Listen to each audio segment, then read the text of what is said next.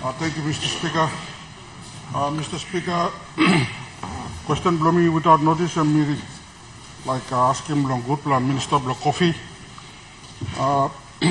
Mr. Speaker, Mission Appeal lo making mouse long all farmers. Lig Belevi blongol. Mr. Speaker, in terms of coffee in the Eastern Islands, also lo Chimbu na plant yard in Papua New Guinea. Between 4 to 5% of the coffee, all export coffee bloimi, and come along all rural areas.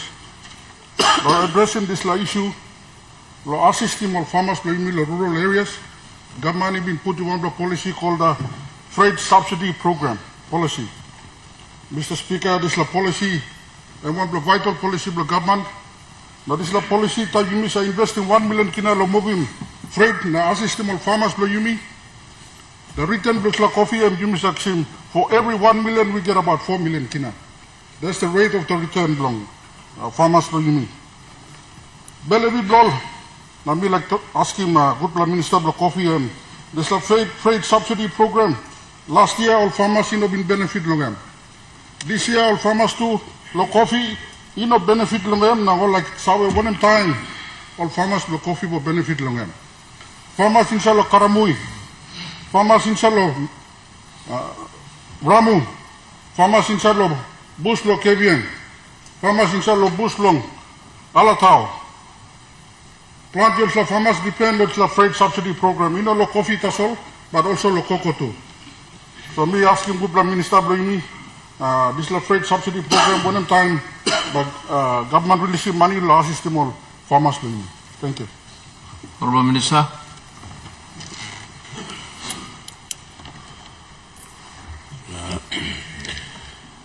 Thank you,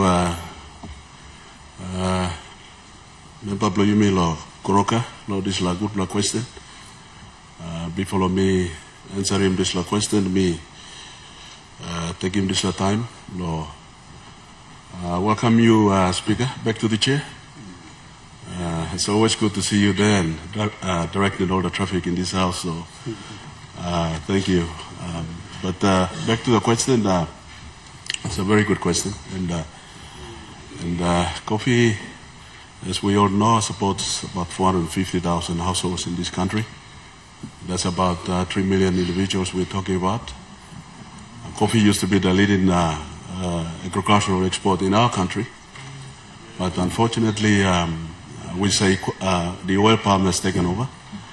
But one point that I want to make today is that the retention rate from oil palm.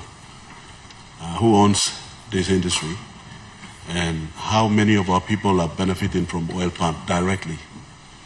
Do we own that industry or not? So as a minister for this commodity, coffee, I think coffee, we are still leading in this country. Yes. Because the coffee industry is owned by Papua New Guineans, about 3 million Papua New Guineans. So to the coffee farmers and growers out there,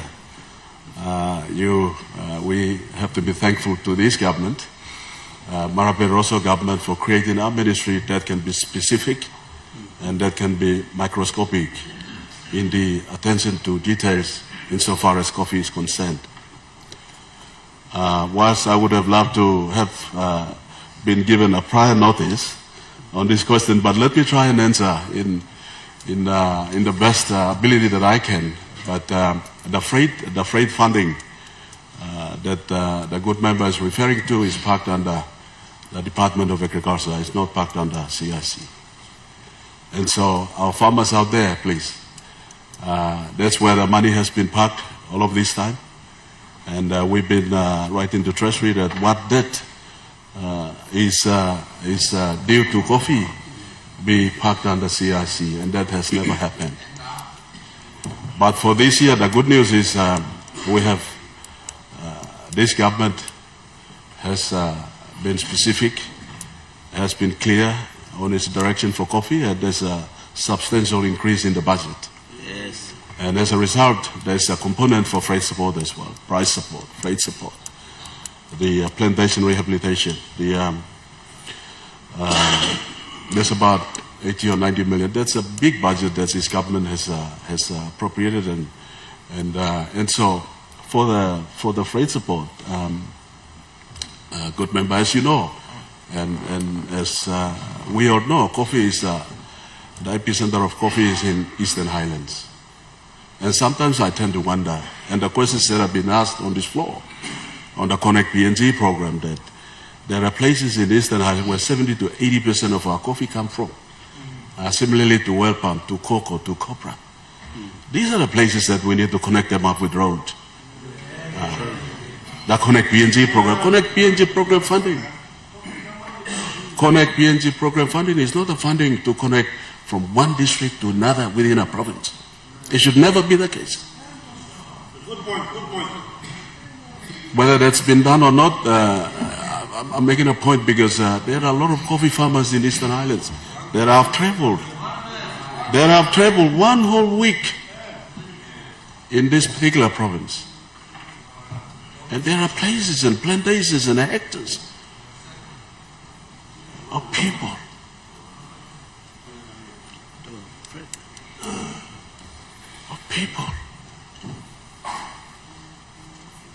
that needs to be connected by road so that this produce, the coffee can come out. They're similar to other community crops as well. Anyway, let me not bore you all with all the side talks. Back straight to the point. We have what we call to help our farmers this year, we got a 10 million for price support. That money under my watch will be paid directly to the farmers.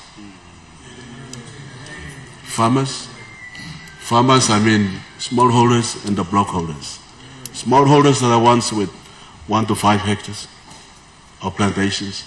1 hectare is about 3,000 trees. 1 to 5 hectares is the small farmers, smallholders. And the blockholders are 6 to 20 hectares. Anything beyond that is a plantation. So for the smallholders and the blockholders, the 10 million is for you. But for you to qualify, we will introduce what we call a green gold card. That card operates on a similar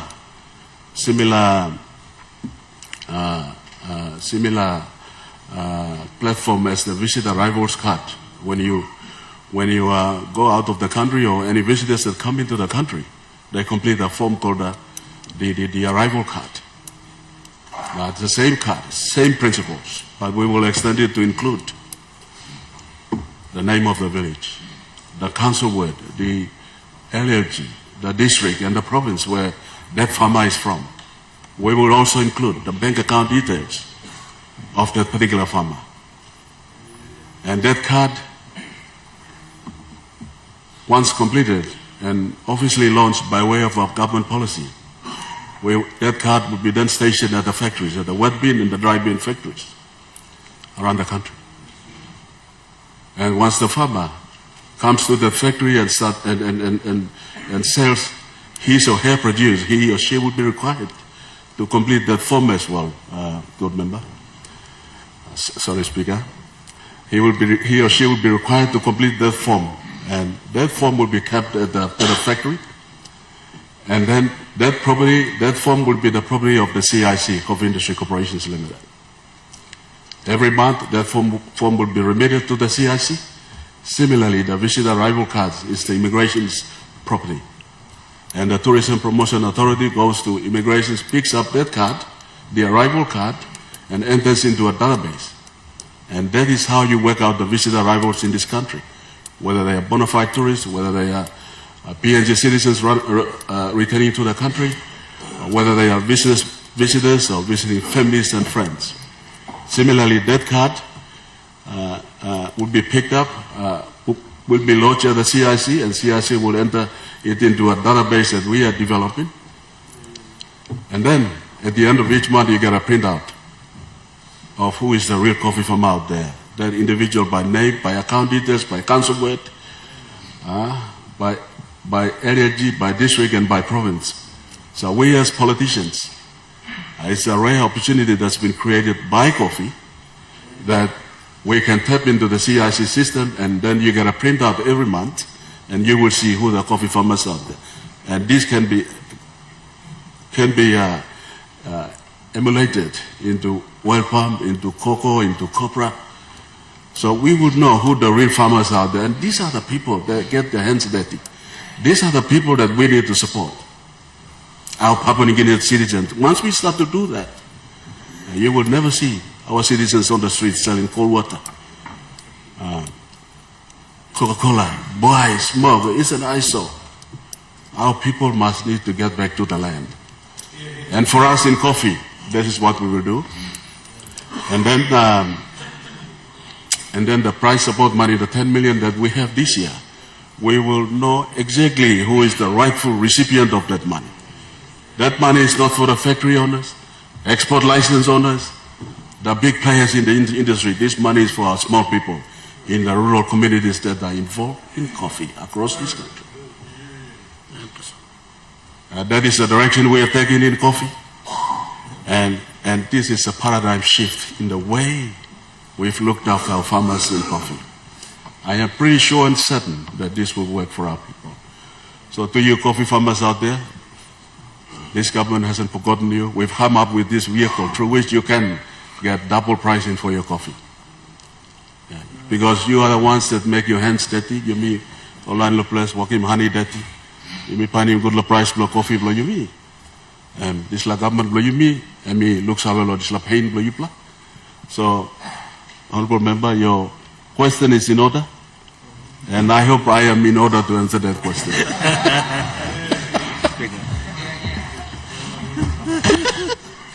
Kihol, W option leader. Thank you, Honourable Speaker. My question without notice this morning, Honourable Speaker, goes to the good Minister for Oil Palm. But whilst I have this opportunity, Minister, I would like to give our full commendation to the Marlborough Rosso government, and especially in the Prime Minister exercising his prerogative to appoint certain ministers that have been absolutely outstanding in their performance and policy implementation. The opposition not only holds the executive government to account, we give credit where credit is due too. Firstly, I would like to give our full recognition and commendation to the good Minister for Coffee. As of late, you have been the #1 topic of discussion in both Eastern Highlands and Simbu, and I completely salute you. Thank you. Through you, Honourable Speaker. Secondly, I would like to commend the Honourable Minister for Higher Education and Sports for your interaction with the institutions, for elevating the status of the institutions, for driving policy effectively. It is a breath of fresh air, and for a first-time MP, both you and the Minister for Coffee, we would like to commend you. And on that note, I would like to also take this opportunity to thank